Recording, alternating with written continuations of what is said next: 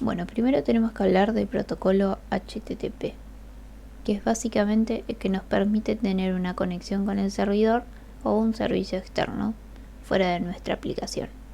En este caso nosotros vamos a ver ejemplos de cómo poder conectar nuestra aplicación a un servidor. El protocolo HTTP nos permite varios métodos de petición de datos, pero en este caso vamos a ver dos. Vamos a ver el GET y el POST. El GET es básicamente para obtener información del servidor.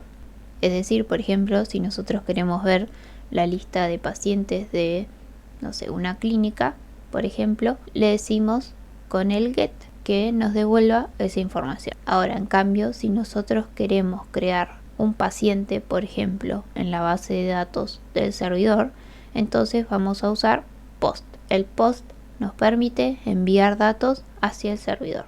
Como les decía, hay diferentes métodos de petición. Por ejemplo, está los ya vistos GET y POST. Y además también tenemos el PUT, que nos sirve para modificar datos del servidor, el DELETE para poder borrar, y hay un par más. Nosotros nos vamos a enfocar en el GET y en el POST.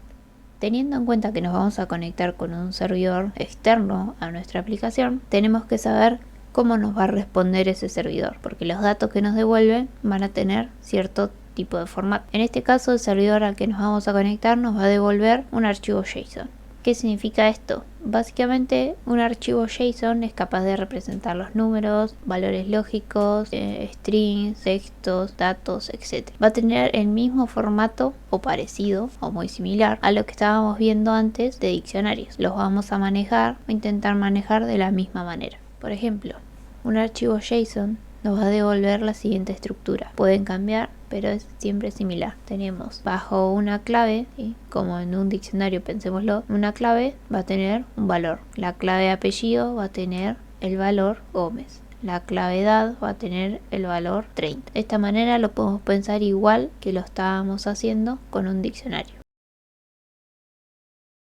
Veamos ahora cómo sería manejar componente web para la conexión con un servidor con App Inventor. En este caso, primero que nada, vamos a necesitar utilizar el componente web. Para eso nos vamos a la parte de la paleta y vamos a conectividad. En conectividad tenemos ciertos componentes y además tenemos el componente web. Acuérdense que para poder utilizarlo arrastramos y aparece. En este caso va a aparecer como componente no visible, es decir que nosotros no vamos a poder mostrar ese componente web en la interfaz gráfica. En este caso le vamos a tener que dar funcionalidad en la parte de bloques. Yo acá ya tengo una interfaz gráfica hecha y tenemos nuestro componente web. En este caso, en la parte de propiedades del componente web, yo no le voy a configurar nada, lo vamos a hacer todo en la vista de bloques. La interfaz gráfica de esta aplicación lo que va a hacer es lo siguiente: cuando yo presione el botón conectar servidor, nos va a devolver el dato de la respuesta del servidor. En este caso va a ser un simple texto. Pues más adelante vamos a seguir viendo cómo va cambiando de acuerdo a la estructura que nos devuelva el servidor.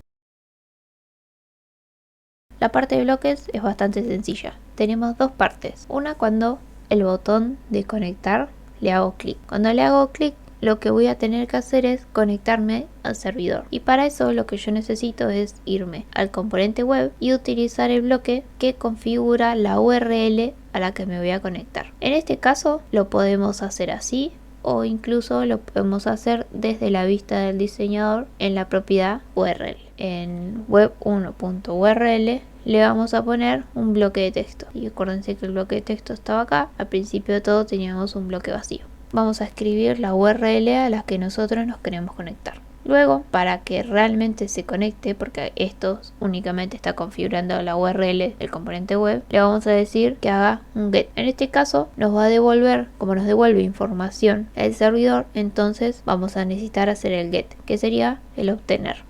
¿Sí? Entonces al componente web le estamos diciendo que de esta URL que nosotros pongamos acá obtenga la información que le está devolviendo el servidor. Por otro lado, cuando el servidor nos devuelve la respuesta, este bloque de acá se va a ejecutar automáticamente. Este bloque de acá sale nuevamente del componente web y sería este de AutoText. Una vez entonces que el servidor nos responda, este bloque se va a ejecutar y se van a ejecutar todas las instrucciones que nosotros le pongamos acá. En nuestro caso, como es únicamente para probar y mostrar un ejemplo, lo único que va a hacer es en la etiqueta, la interfaz gráfica tiene una etiqueta que se llama dato. En la propiedad texto le voy a poner el contenido de la respuesta del servidor, es decir, la URL que nosotros pongamos acá entonces la vamos a usar para conectarlo, pedirle un get al servidor y que nos devuelva un dato. Si nosotros queríamos mandarle datos al servidor, entonces íbamos a tener que usar un post. Veamos cómo quedaría en un ejemplo. Bien, acá tenemos entonces nuestra aplicación y cuando yo presione conectar con servidor nos mostrará la respuesta que nos da justamente el servidor. En este caso únicamente el servidor va a mostrar un texto y de esta manera es como nosotros nos podemos conectar a un servidor externo desde nuestra aplicación.